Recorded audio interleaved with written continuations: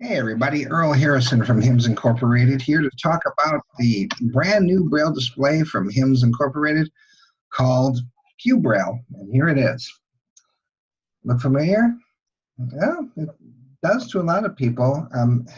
It's always interesting to me when people come up to us when we're on exhibit or at the booth and they say, wow, look at all those keys, and then you put it in the context of a regular desktop keyboard where you've taken away all the numbers and the letters, and in their place you simply put a 8-dot Braille keyboard. Now all of a sudden they can tell you exactly where every key is and what every key is the first time they lay their hands on it. In fact, I'll bet as we go here, some of you will probably know exactly where these keys are, even though you haven't even laid hands on the QBraille XL. So it's called QBraille XL, Q for QWERTY, Braille, of course, because of the Braille out, and XL because of the, that's the Roman numeral for 40, of course. So let's go ahead and do a little tour of the keyboard. Of course, across the top here, we've got the escape key and the 12 keys that you would expect, the function keys on a regular desktop keyboard. We've got the 6-pack, which consists of our insert, home, and end keys, vertically arranged. So I've got delete, page up and page down below that. And below our 6-pack, we've got the inverted T, which are our arrow keys. Heading back to the left, in the lower left-hand corner, we've got Control, FN, Windows, Alt, Space, Alt, Applications, and Control. And aside from the two little chiclet keys on either side of the Braille array that we use for scrolling, we've also got, with tactile markings in the upper left corner, we've got the pairing button as well as the mode button, which we'll talk about in a little while. And of course, to the left of our 8-dot Braille keyboard, we've got a shift, caps lock, and tab that you would expect on a regular desktop keyboard as well. So with that said, I am connected via Bluetooth to the QBraille XL because I really like the wireless connectivity. However, it is very simple to just plug in the cable. It's just a USB-C cable, and it comes with a wall wart, so you can plug the USB cable into the wall and then charge it up. You can just keep it on the charger. What I like to do is just kind of keep it on the charger as I'm using it at my desk, because at that point I can just kind of move it off to the side if I want to. It just offers a lot of flexibility, but you can use the same cable to connect directly to your computer. So with that, why don't I go ahead, I'm connected, and I'm in the Zoom video meeting that I'm using to record this video, and I'm going to go ahead and share my screen. So now I'm sharing the entire screen, and I'm going to go ahead at this point, I'm going to actually press a Windows M to place my focus on the desktop here. And of course, I can use my first letter navigation if I want to go to Mozilla, Thunderbird, or if I want to go to Microsoft Edge, whatever I want to do. But I also, because it's just a Windows keyboard after all, really, I can just press the Windows key and bring up my Notepad application if I'd like to. N-O-T-E, okay, and it auto-populates because I use Notepad quite frequently just for taking down the notes as I'm at my computer. And I should have it set up for hybrid mode. Oh, no, I don't. The reason I know that is because I pressed the mode button, which is just beneath the pairing button, and it bleeped at me. So because these pairings are set up in such a way that our Braille output are assigned to the different devices on F1 through F6, our keyboard are going to correspond to those on F7 through F12. So my computer's on F2, theoretically. My keyboard should be on F8.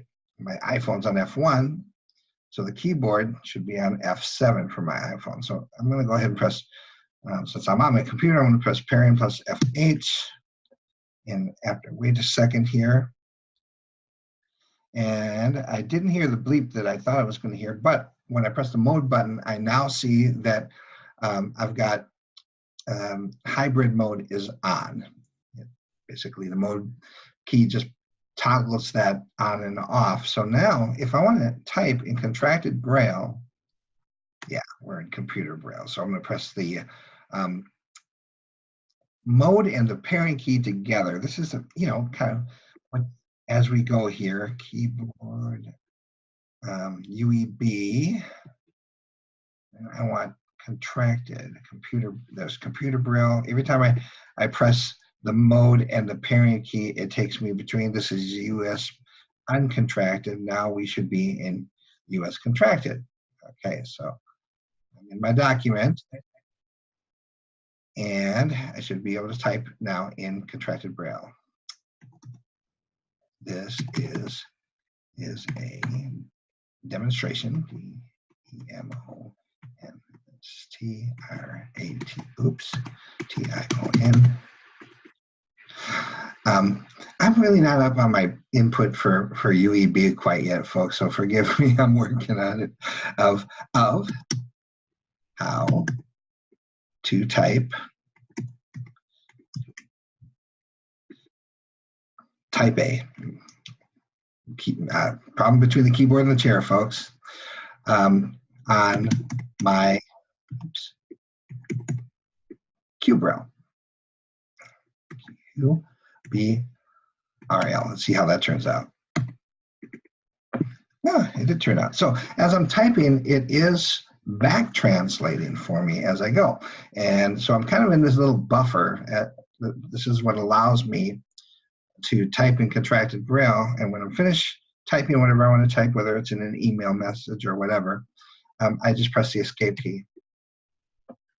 And then I can use my arrow keys to navigate the way I would if I were just kind of navigating using the screen reader. Okay? So with that, let me go ahead and show you how I can switch over to my iPhone. I'll press Parian plus F1 and wake up my iPhone. One notification. Email. Try again. One notification. Email. 13 Oh. 2 5 2 email. Page 2 of 3. Page 2. Press home to unlock. And we hear that the QBraille has already connected. Okay. So of course now I am using the. I use my fingerprint to unlock my phone. Calendar.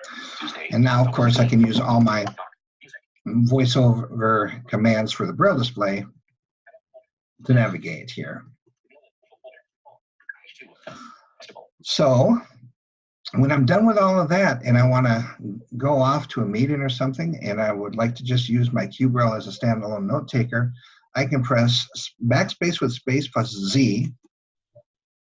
It disconnects from whatever I was connected to, and I see the last thing that I saw when I was in the main menu, which was connectivity.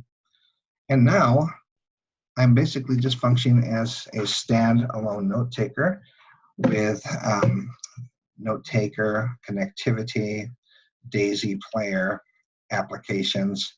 Within the applications, we've got things like calculator, alarm, date and time, stopwatch, countdown timer, calendar, and I press escape. I'm back out to my applications.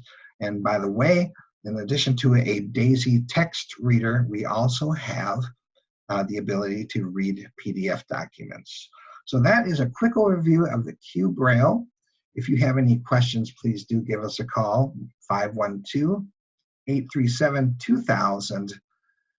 You can always reach us at sales. Yeah, they probably want me to give the sales number. So sales at hims-inc.com. Thank you for listening. Take care. Bye-bye.